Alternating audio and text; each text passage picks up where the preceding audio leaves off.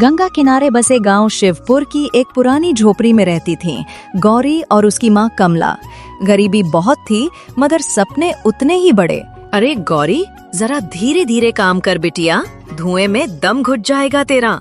अरे माँ, दम कहाँ घुटेगा। आज मास्टर शेफ में नई डिश दिखाएंगे, देख लेना। मैं भी वैसा ही बनाऊंगी।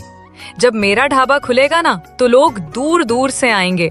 गौरी का खाना सबसे लाजवाब।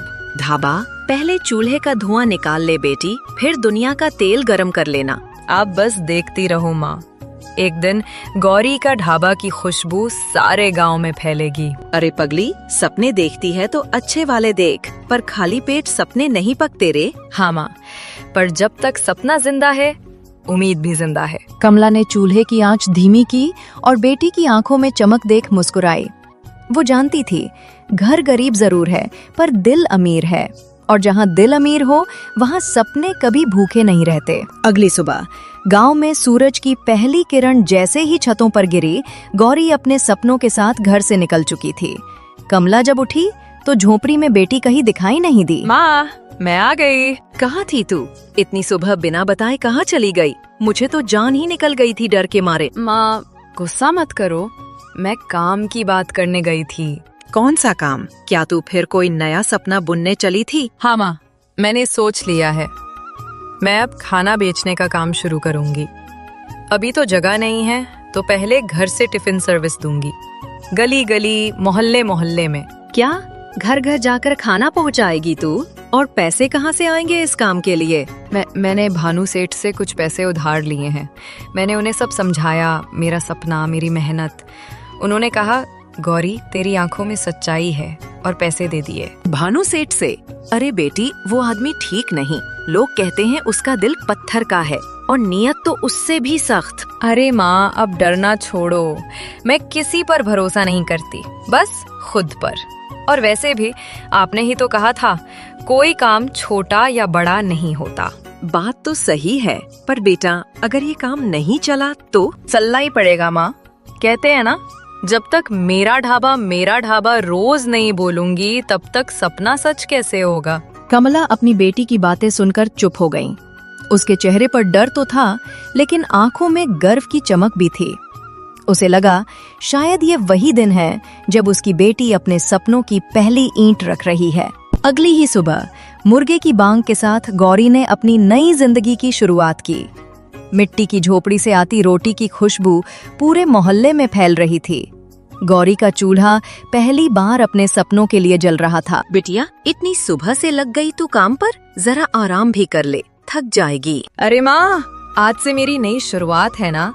देखो, दाल तैयार, रोटी सेक रही हूँ, और ये छोले तो वाह, सिर्फ खुशबू से ही भूख लग जाए किसी को भी। अरे मेरी शेरनी बेटी, तू तो सच में माँ लक्ष्मी बन गई है। जा, आज तेरे हाथों का बना खाना सबके दिल जीत लेगा।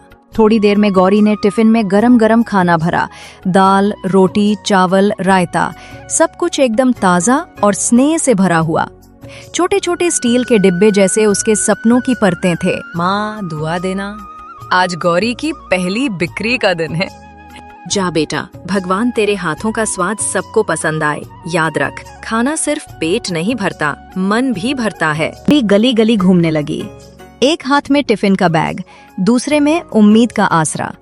गांव की गलियों में उसकी आवाज गूंज रही थी। घर का बना ताज़ा खाना, दाल चावल रोटी रायता, गरम और स्वादिष्ट, सस्ता भी, सिर्फ 100 रुपए में। अरे बिटिया, इधर आ, आज तबीयत खराब है, खाना नहीं बना पाई। 5 लोगों का टिफिन दे दे और देखना गरम होना चाहिए। जी काकी, गरम गरम ही है।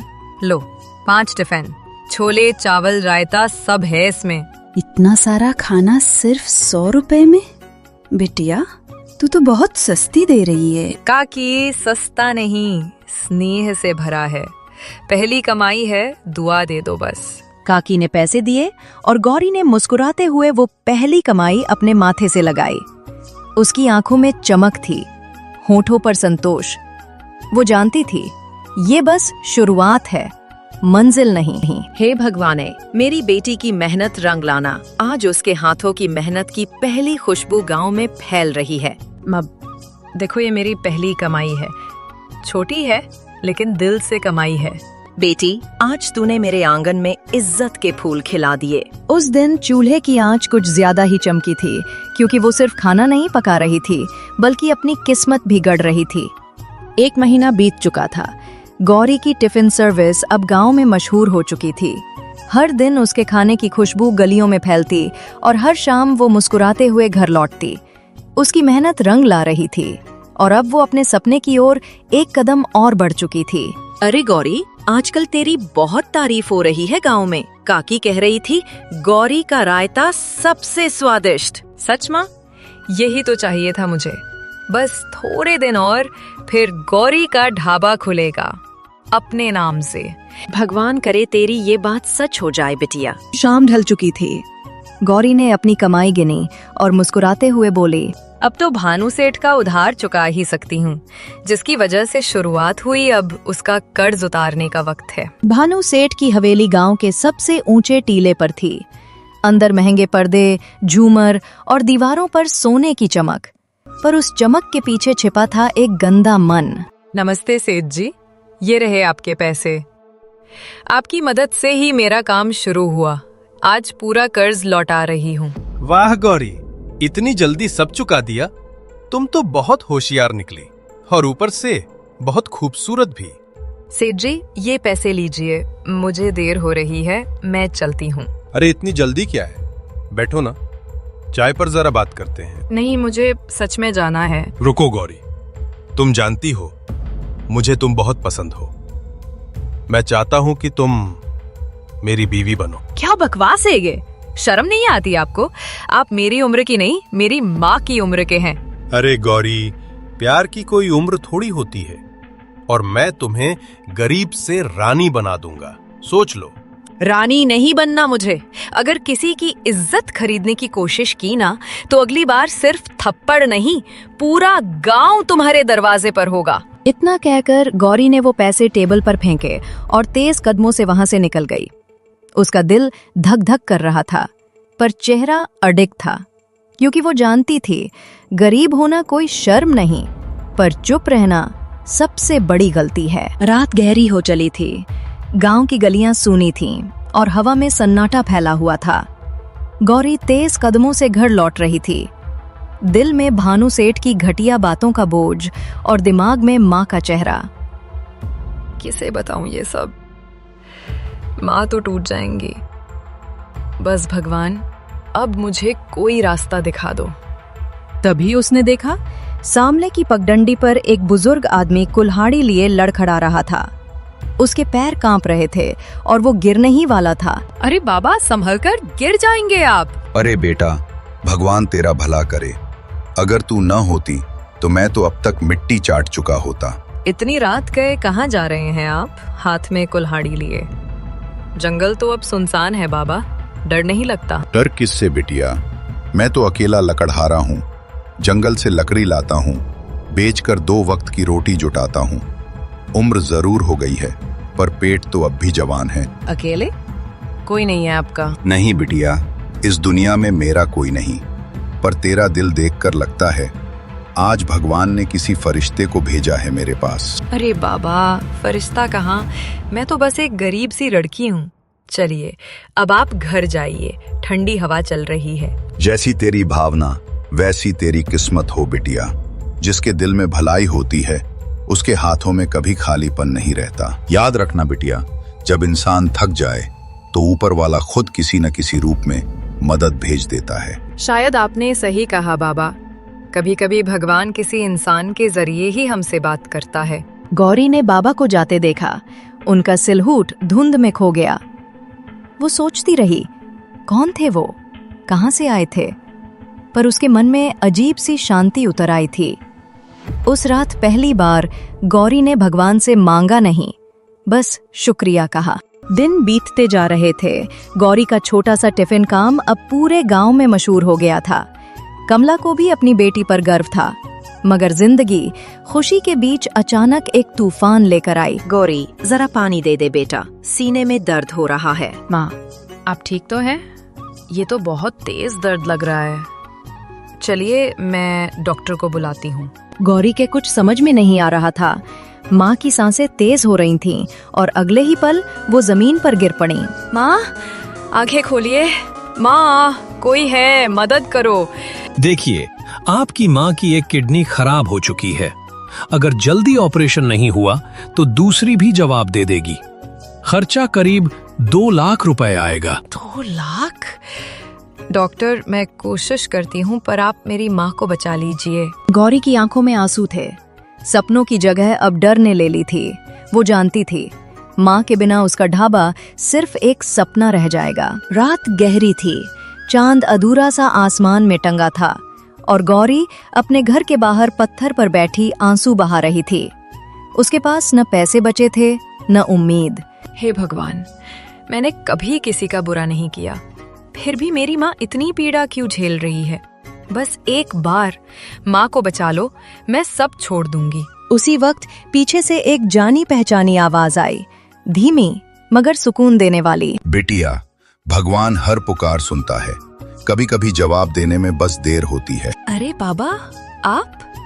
मैं तो सोच रही थी आप कहीं दूर चले गए होंगे। अरे नहीं बिटिया, मैं कहाँ जाता। जिसकी दुआ में सच्चाई हो उसके पास तो खुद रास्ता चला आता है। पर बाबा, अब तो सब खत्म हो गया है। पैसे नहीं, माँ अस्पताल में है और मेरा सपना भी। सब खत्म तब होता है जब इंसान उम्मीद छोड़ देता है। तूने मदद की थी ना उस दिन, अब तेरे उस भलेपन का वक्त है लौटाने का। ये ले, ये मेरा पुराना सिक्का, इसे संभाल कर रखना बिटिया। हो सकता है जब तेरा दिल सच्चा हो और जरूरत सच्ची हो तो ये सिक्का तेरे काम आ जाए। बाबा, ये तो एक साधारण सा सिक्का लगता है, इससे मेरी तकदीर कैसे बदलेगी? हर चमत्कार को पहचानने के लिए आंखें नहीं, दिल चाहिए बेटा। अब चल, अपनी माँ के पास जा और विश्वास रख। गौरी ने दोनों हाथों से वो सिक्का थाम लिया। उसके भीतर एक अजीब सी गर्माहट फैल गई, जैसे किसी ने उसके दिल में उम्मीद का दीपक जला दिया हो। सुबह की पहली किरण झोपड़ी की दरारों से अंदर झांक रही थी। गौरी ने रात आंसुओं में गुजारी थी, पर हाथ में अब भी वो सिक्का कसकर थामे हुई थी। शायद बाबा सच कहते थे, पर क्या एक सिक्का किसी की जिंदगी बदल सकता है? वो उठी और जैसे ही सिक्के को देखा, उस पर से सुनहरी रोशनी सी झिलमिला रही थी। गौरी चौंक गई। उसकी झोपड़ी के कोने में कुछ चमक रहा था। ये क्या? ये सारे पैसे कहाँ से आए? ये तो पूरे 2 लाख से भी ज्यादा हैं। गौरी भागते हुए अस्पताल पहुंची। काउंटर पर पैसे रखते हुए उसकी आंखों में सिर्फ माँ का चेहरा था। वाह, बहुत अच्छा किया आपने। हम अभी ऑपरेशन शुरू करते हैं। थोड़ा वक्त लगेगा, मगर उम्मीद है सब ठीक रहेगा। बधाई हो, ऑपरेशन सफल रहा है। आपकी माँ अब खतरे से बाहर हैं। सच? माँ ठीक हैं। धन्यवाद डॉक्टर साहब। गौरी की आंखों में चमक थी। उसने सिक्का अपनी हथेली में रखा। वो अब भी हल्का चमक रहा था, जैसे मुस्कुराकर कह रहा हो, जब नीयत सच्ची हो तो किस्मत भी झुक जाती है। बिटिया, तूने मेरे इलाज के पैसे कहाँ से लाए? कहीं फिर किसी से उधार तो नहीं लिया? नहीं माँ, इस बार भगवान ने खुद रास्ता दिखाया है, अब सब ठीक हो जाएगा। गौरी माँ को लेकर घर लौटी, लेकिन जैसे ही झोपड़ी के पास पहुंची, उसके कदम रुक गए। अरे गौरी, ये क्या है? हमारे घर के बाहर ये ढाबा और ये बोर्ड? माँ, बोर्ड पर लिखा है गौरी का ढाबा। बेटी, ये सब तूने कर दिखाया। नहीं माँ, ये हमारी मेहनत और दुआओं का चमत्कार है। उस दिन पूरा गांव गौरी का ढाबा देखने आया। हर प्लेट में स्वाद था, हर मुस्कान में सुकून, और कोने में रखा वो सिक्का धीरे धीरे फिर से चमक उठा।